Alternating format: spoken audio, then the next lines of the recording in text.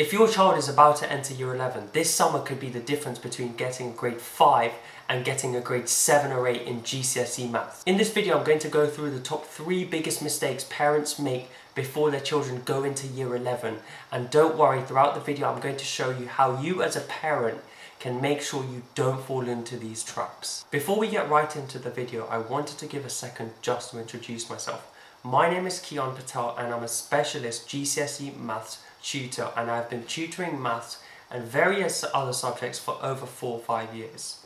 I've tutored over 150 to 200 students with over 2,000 hours of learning, and throughout these years I've learned incredible things. I graduated from a very well recognised school in northwest London called Haberdashers, and just graduated from the University of Nottingham only a couple weeks ago. And now I'm on a mission to help as many GCSE students as I physically can, because this is the help that I really needed when I was in school. That being said, let's get right into the video. Most parents think the year 11 starts in September. No.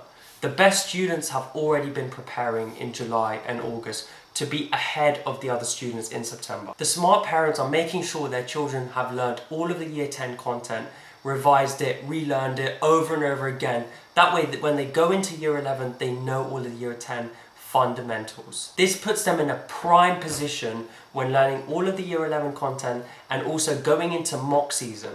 The parents that have not got their children in this position will soon regret it. That brings me to the first mistake that parents make, is letting their children switch off completely throughout the summer holidays. I know what you're thinking, but they've had a hard year, they need a break. No.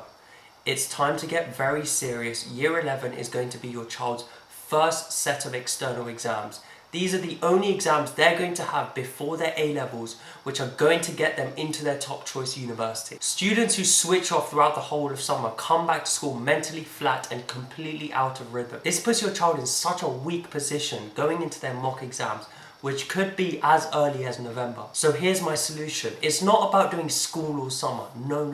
Trust me, that's not what I'm going to say. It's about keeping the brain sharp. 60 to 90 minutes of focused, targeted revision on certain key subjects will set your child way above the rest and way above average. Is that what you want? I think it is. In fact, one of my students used my revision plan that I made for him, and it was customized for him last summer. And I kid you not, they came to school and their parents' evening was in October. And the one thing that every single teacher told the parents is, Thomas, what did you do over summer?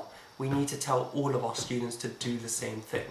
That's how far ahead he was from the rest. Now, the second mistake that parents make throughout the summer before their child's year 11, and just in general, is waiting for the school to fill their child's gaps. This is the trap that most families fall into. It's that mindset of thinking, let's wait and start year 11 and see how it goes. But here's the thing, schools and teachers don't really have the time to focus on each and every child's specific needs. So you're literally gambling with your child's grades. And is that what you want? Just to give you a little bit of insight, school starts in September. Your child will start to learn the year 11 content. October, the mocks are already being planned. November, the mocks are there. When is the time to revise? There isn't. That's why you need to get ahead now. And some of you might be thinking, my child's mocks are in January. Okay, why not get ahead now? Answer that question. Pause the video right now and answer that question. Why not get ahead now? Why do you want to wait for the October half term, the December half term, to cram everything in so your child can flop his mocks? No, get ahead now, get prepared. This is how you're going to give your child the best possible opportunity to succeed and do as well as they can in their exams. Because when August the 12th or 17th comes next year, when the exam results come, we both know we want to be on the good side of the results, not the bad side. Now, this is my solution. This goes back to my targeted revision this summer holidays. I want your child to focus on the core subjects, maths, 2 Englishes and the 3 sciences, and do targeted revision across all of the topics that have been completed in the year 10 academic year. Think about how confident your child would be going into year 11 knowing all of the year 10 content.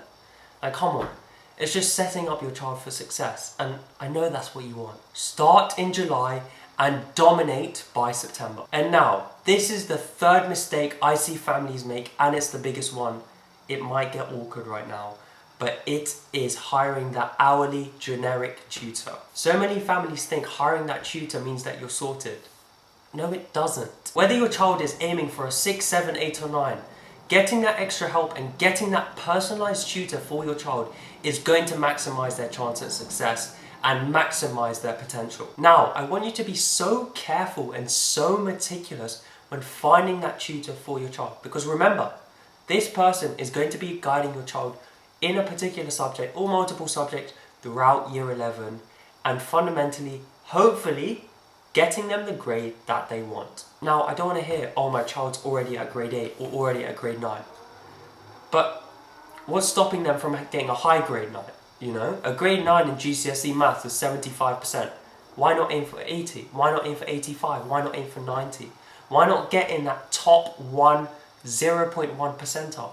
Answer me that now. If your child is aiming for that grade 7, 8 or 9, finding a tutor that just teaches maths for 1 hour a week and then you don't get to see them again, is that really what you want for your child? You can't get a regular tutor just 1 hour a week and expect your child to succeed. No, that's not going to work. You need an educator, someone who's going to help your child build systems, get through that weak negative mindset, track performance, and above all, mentor them.